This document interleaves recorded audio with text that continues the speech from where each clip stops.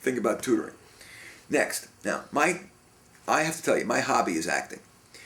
Because I've chosen to make that not my main career, but just something I do for fun, I've gotten like a bunch of starring roles. I get all the cool things. I get to take the big bows and the last one to get called out in the curtain call, and I get to be the real star. I get my name in the newspaper, all that stuff. The key, that I don't expect to get paid for it. I do it for fun. If I would have said, oh, I'm going to be an actor and make my living, I'd be one of those millions of starving actors waiting tables. So, you want to be an actor? You got the world's worst career and the world's best hobby. Do it. There are a million community theaters out there that are eager to have volunteer actors, and you can have a great time, and you get just basically the same pleasure you would if you were trying to make it as a profession. Engineer. Definitely a career that has a certain amount of offshoring risk here. I think the politicians have been very stupid, and the educational leaders are stupid, saying, oh, we have so much fewer engineers in the United States than we do in China.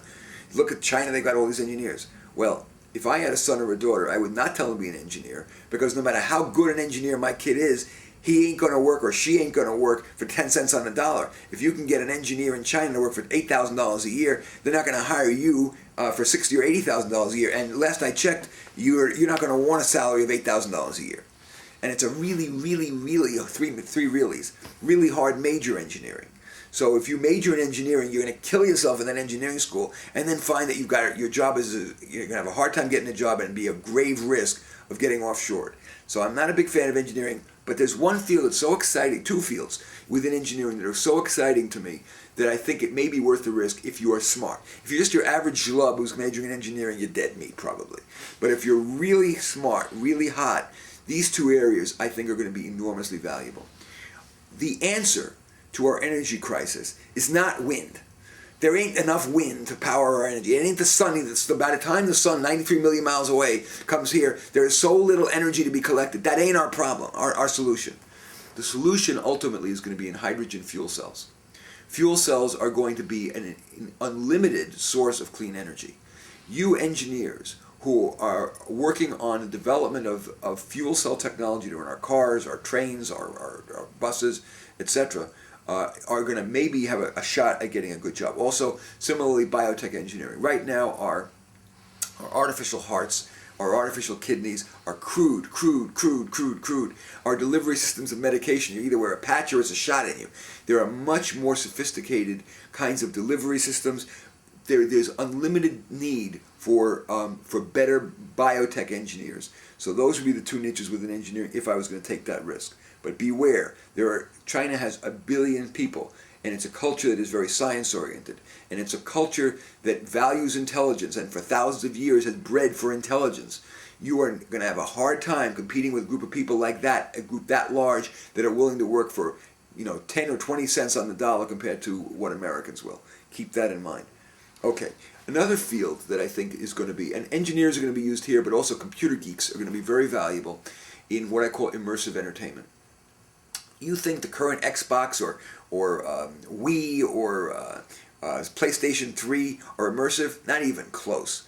You're going to be in rooms where you're totally immersed in environments where each wall is governed by a separate computer that are tied together. You're going to be in jungles. You're going to be in outer space. You're going to be in a city council meeting where you're having to resolve the problem. The computer geeks and writers and engineers who are able to create that next generation of really immersive entertainment is also going to find themselves with I think, an exciting and fun and growing career. I know a lot of people, kids who are into arts, they're writers, they're artists, they're musicians, and saying, gee, I want to get in on that too. I got to be honest with you. Normally, you need to go beyond just the art. You have to be really excellent, yes, at your freehand art or your music or whatever, but you can't be afraid of the technology, because the technology is going to be so enhancing of that art and of that music that you need to be really familiar with the tools. Just playing the piano is not enough. You need to understand what's called post-production. How to take the sounds that come out of that piano and turn them into some amazing, far more creative and alive and interesting and innovative sounds than you could otherwise get out of your plain instrument. So you must embrace technology as well as your art. Finally, there's a lot of people who are in high school who are people, and they like the idea of being a counselor or a coach or something like that.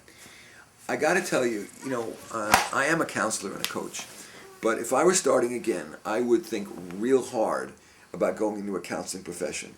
5 years ago, we decoded the human genome, and since then, every year, we're learning that more and more of who we are is under genetic control. Whether we are fear-filled or we are bold, whether we are outgoing or we are shy, whether we are intelligent or we are slow. So much of our behavior is governed by our genetics, and counselors are really just trying to manipulate what is not genetic, just kind of the volitional, that which you choose. And so if you really talk honestly with a lot of counselors, privately, off the record, they will say they have a very high failure rate because they're really very often bucking up against a person's genetics. The person who comes to see counseling normally lost in the genetic lottery.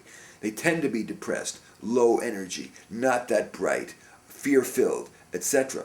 And so the counselor is really fighting against a very, very tough enemy.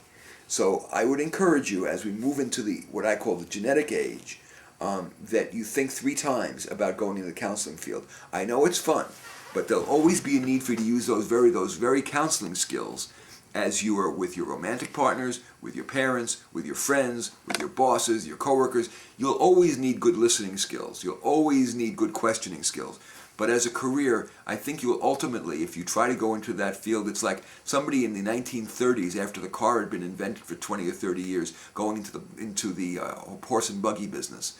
You'll feel like your skill set that you have to counsel people is obsolete.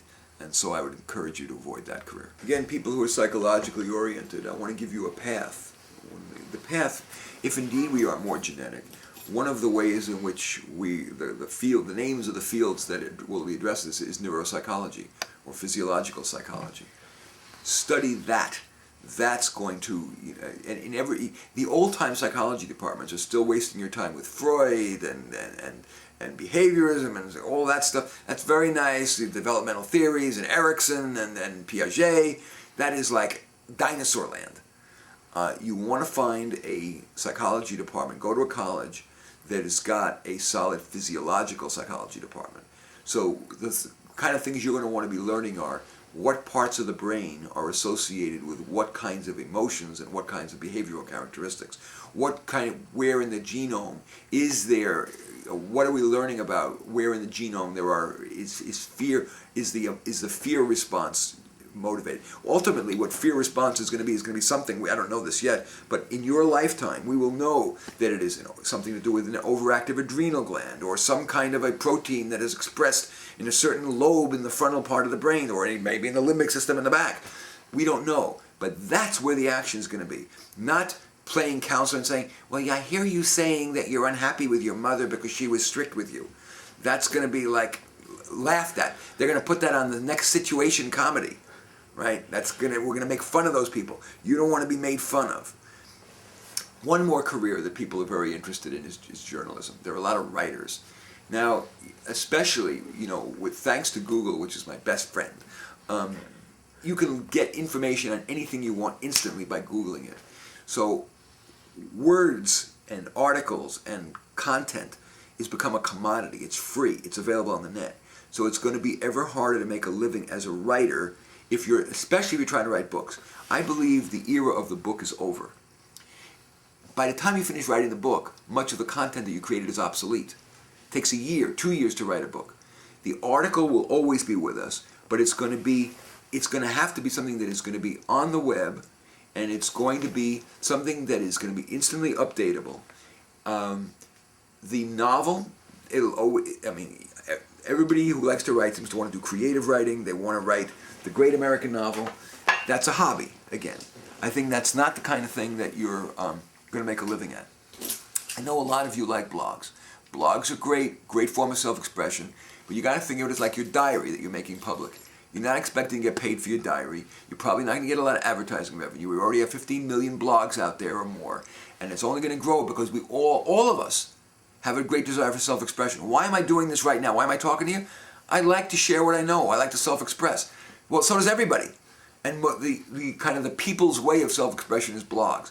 Great thing to do to clarify your thoughts, to put yourself out there, but is it a living? No. But there'll always be a need for some writers. For that immersive entertainment I spoke to earlier, there'll be a need for writers. There'll always be a need for technical writers to explain the latest manual. There'll always be a need for writers. There will be websites on, as there are today. There'll always be a need for somebody to explain things interestingly and substantively in a short amount of time. Because of the internet, with information being available so quickly, and you can go from site to site so quickly, the really good writer of the future is going to be able to say a lot in just 100 or 200 words. That's going to be key. And because everything is going on internet time, which is very fast, you're going to need to be able to come up with that extremely pithy 100 words in about an hour.